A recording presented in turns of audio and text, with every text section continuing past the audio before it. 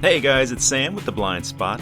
Today we're going to be talking about installing and cloning a desktop hard drive. Now, there's several reasons why you might be doing this. You may want to upgrade your current hard drive to something faster and better, more storage space. Or like in my case, my original hard drive was failing and I needed to replace it. So I decided to go with this Western Digital 2TB hard drive.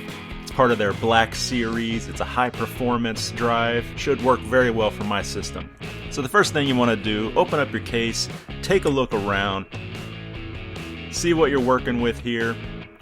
On some cases, to access the hard drive bays, you may need to take off the front panel. Usually it's just clipped on, pretty easy to pop right off. Now while you're in here, it's a good idea to go ahead and clean things up. Hit it with some compressed air, blow out all that dust and gunk that's been accumulating in there. Now the hard drive I'm installing is a serial ATA hard drive, so all I need is a SATA cable as well as a SATA power cable. Luckily in my case, I already have several extra SATA power connections already wired in there, so I didn't have to do anything there. Now somewhere on your motherboard will be a few SATA ports, and they will be labeled SATA 1, SATA 2, port 1, port 2, things like that. It's a good idea to go ahead and connect your hard drive to SATA port 1, but ultimately it really doesn't matter. Now because I'm replacing a failing hard drive, I need to clone everything on that hard drive onto the new one. And for convenience, I just left it out of the case while I did the cloning.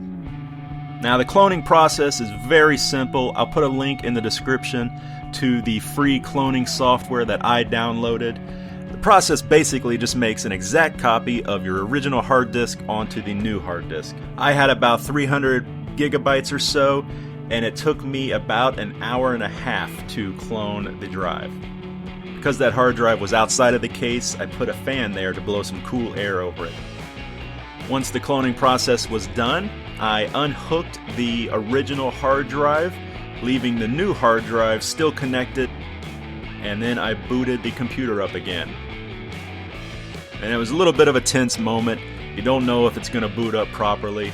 The boot up did take a little longer than usual, but eventually it did boot up properly.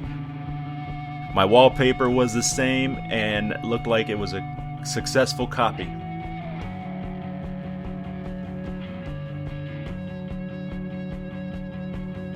So the final step was to install the new hard drive.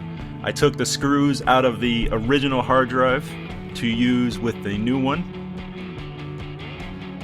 Slid the hard drive in, and then the final step is just to clean up the wires, make sure nothing's in the way or obstructing any airflow. And that was it. It's a very simple process, guys. Once again, links down below to all the videos and resources that I used.